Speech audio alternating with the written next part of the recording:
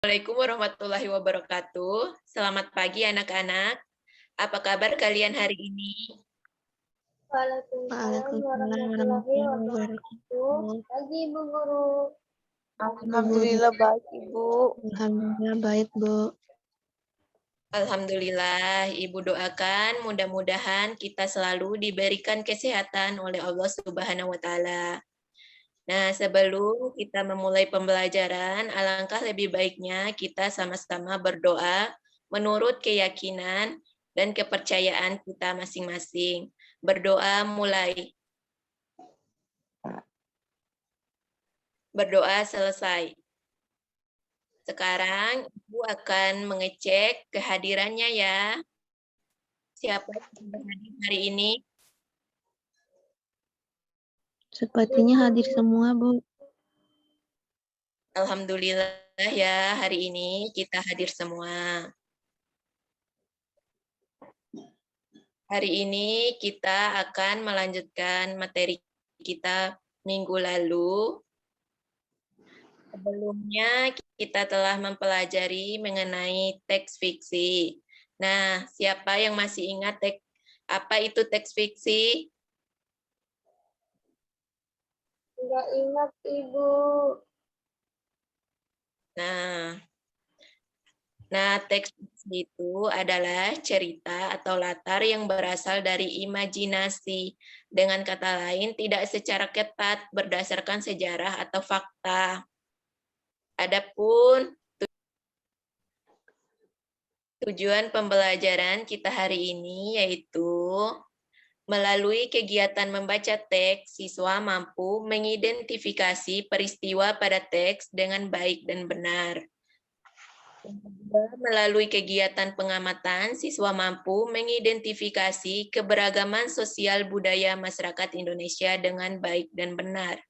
Nah, yang ketiga, melalui kegiatan bermain peran, siswa mampu menunjukkan sikap toleransi yang dilakukan dalam keragaman sosial budaya di Indonesia dengan baik dan benar.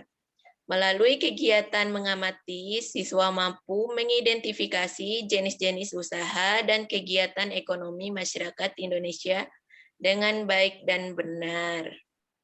Yang pertama, kita akan mempelajari mengenai teks non-fiksi. Apa itu teks non-fiksi dan bagaimana ciri-cirinya? Nah, teks non-fiksi adalah tulisan yang dibuat berdasarkan data, hasil pengamatan, hasil percobaan, atau hasil wawancara. Datanya bisa dipertanggungjawabkan dan bersifat ilmiah. Dalam menulis karya non-fiksi juga terdapat aturan bakunya dan harus diikuti dengan baik. Adapun contoh teks non-fiksi, yaitu laporan hasil wawancara, laporan hasil percobaan, laporan karya ilmiah, autobiografi, biografi, skripsi, dan tesis.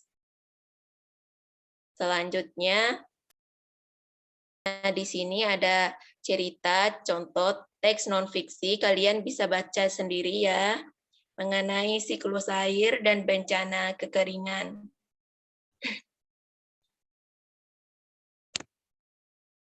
Silakan kalian baca. Baik Ibu. Apakah sudah selesai? Iya, Ibu. Sudah Ibu. Nah, setelah membaca teks tadi, kalian menjadi paham bukan apa perbedaan dari teks fiksi dan teks non-fiksi. Anak-anak, apa perbedaan dari teks fiksi dan teks non-fiksi? Apakah ada yang bisa bantu Ibu untuk menjawab?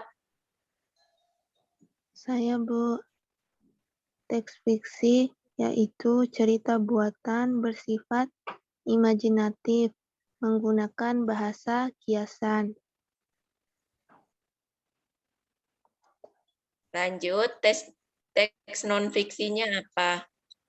Teks non-fiksi adalah berdasarkan data informatif menggunakan bahasa lugas atau denotatif. Nah, selanjutnya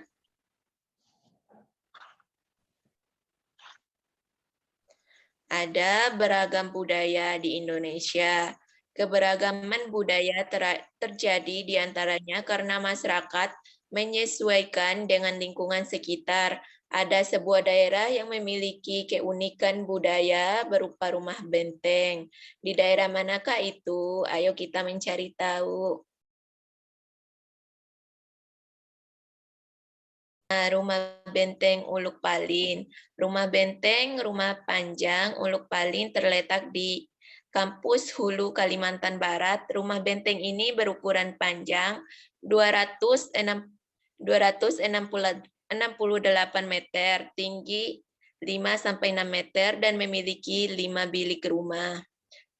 Menurut data pada tahun 2007, rumah Benteng Uluk Palin dihuni lebih dari 500 jiwa yang terdiri atas sekitar 130 kepala keluarga. Tidak diketahui persis pada tahun berapa rumah benteng ini pertama kali dibangun. Namun diperkirakan rumah ini pertama kali didirikan oleh komunitas Taman Balon Apalin pada tahun 1800-an. Kemudian rumah benteng ini pernah diperbaiki pada tahun 1940-an.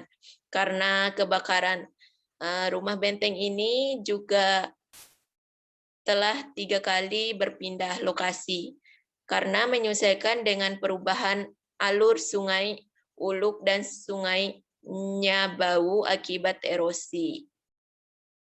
Nah, keberagaman budaya bangsa di wilayah Indonesia. Kekayaan budaya Indonesia karena berbagai suku bangsa yang ada. Kekayaan itu beragam bentuknya. Beberapa di antaranya berbentuk bahasa daerah, rumah tradisional, pakaian adat, dan kesenian daerah yang berupa tarian, alat musik, lagu-lagu, dan upacara adat. Semua budaya tersebut menjadi ciri khas tiap-tiap daerah. Berikut contoh budaya daerah yang ada di Indonesia. Yang pertama yaitu bahasa daerah. Setiap suku itu bangsa berkomunikasinya menggunakan bahasa daerahnya masing-masing. Dengan demikian keberagaman suku menghasilkan bahasa yang beragam. Nah, perhatikan contoh di bawah ini. Bahasa Indonesianya saya. Bahasa Jawanya itu adalah aku, kula. Bahasa Sundanya abdi. Bahasa Bataknya ahu.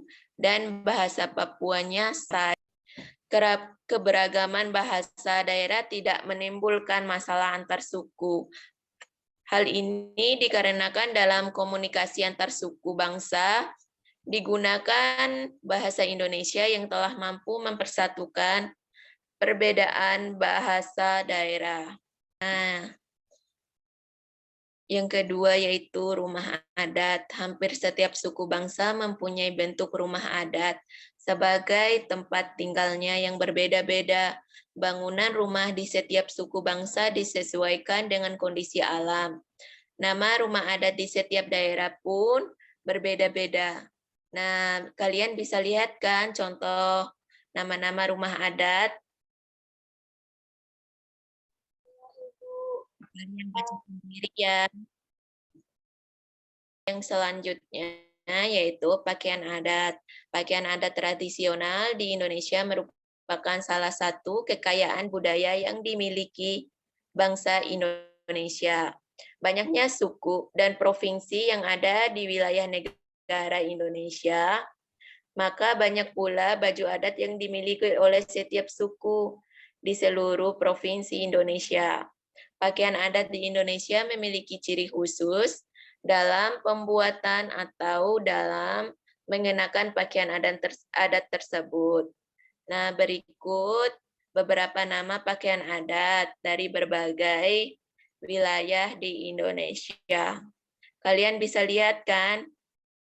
Iya, Bu. Selanjutnya, kesenian daerah. Kesenian daerah di wilayah Indonesia sangat beragam. Setiap suku bangsa memiliki kesenian khas yang terdiri atas tarian-tarian lagu daerah. Nah, ini contoh beberapa nama tari dari berbagai daerah di Indonesia. Nah, itulah contoh keberagaman budaya yang ada di masyarakat Indonesia. Semua itu merupakan kekayaan negara Indonesia yang sangat dikagumi negara lain. Indonesia memang memiliki masyarakat majemuk, namun demikian masyarakat Indonesia tetap hidup rukun, saling menghormati, dan bertoleransi antar warga masyarakatnya. Masih banyak keberagaman masyarakat Indonesia lainnya.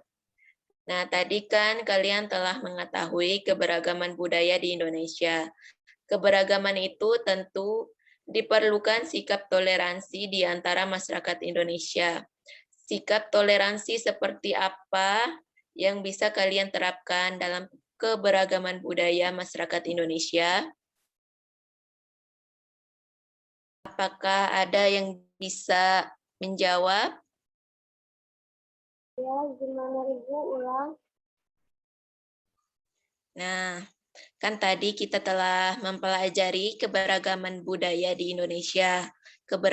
Keberagaman itu tentu diperlukan sikap toleransi. Di antaranya, sikap toleransi seperti apa yang kalian terapkan dalam keberagaman budaya masyarakat Indonesia? Contoh sikap toleransi. Menghormati perbedaan agama dan suku bangsa dari warga yang berada di sekitar tempat tinggal Ibu. Nah, benar sekali. Kita harus saling menghargai antar sesama. Nah, jenis usaha dengan mengolah sumber daya alam. Untuk memenuhi hidup masyarakat, melakukan berbagai usaha. Berbagai kegiatan dan jenis usaha yang dilakukan menghasilkan barang dan jasa.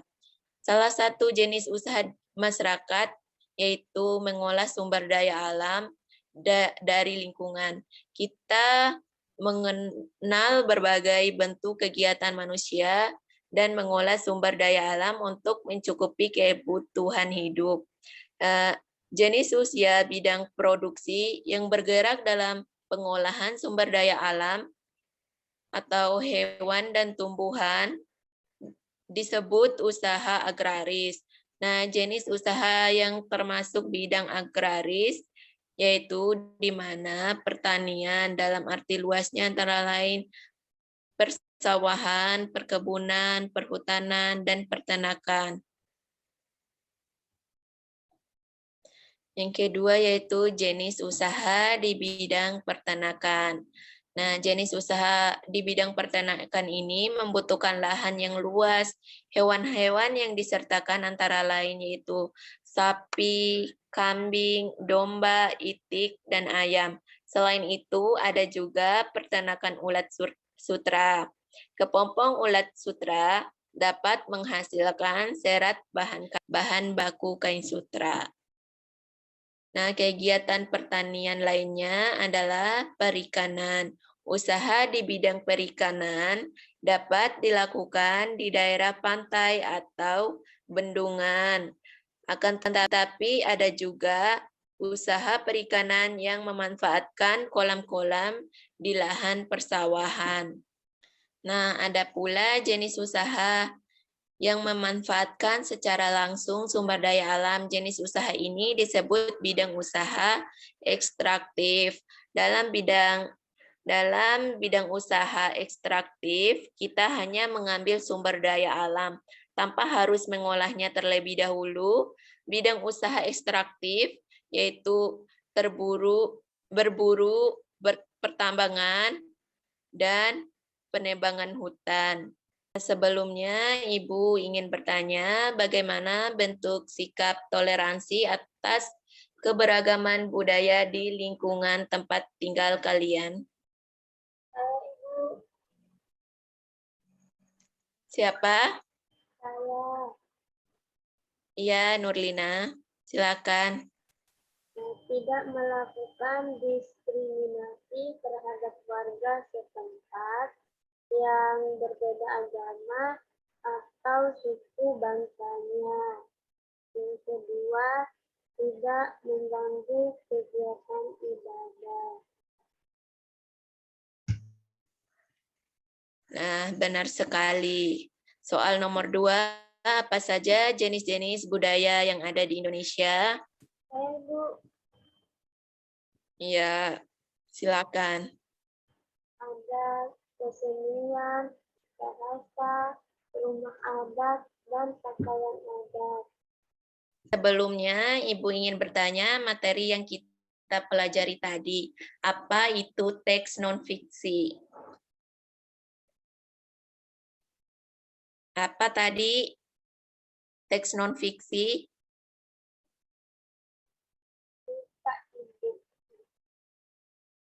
Nah, teks non-fiksi itu adalah tulisan yang dibuat berdasarkan hasil pengamatan, hasil percobaan, atau hasil wawancara data. Baik, kesimpulan dari materi kita hari ini yaitu keberagaman bangsa Indonesia terdiri dari bahasa daerah, rumah adat, pakaian adat, dan kesenian daerah. Nah, ada jenis-jenis usaha di bidang pertanian, terdiri dari persawahan, perkebunan, peternakan, dan perikanan. Apakah materi kita hari ini bisa dipahami? Bisa, Bu. Bisa, Ibu. Sekarang Ibu akan memberikan tugas. Nanti jawabannya dikirim di WA Group. Untuk soalnya Ibu kirim di WA Group juga. Sekian pembelajaran kita hari ini. Lebih dan kurangnya Ibu mohon maaf. Wassalamualaikum warahmatullahi wabarakatuh.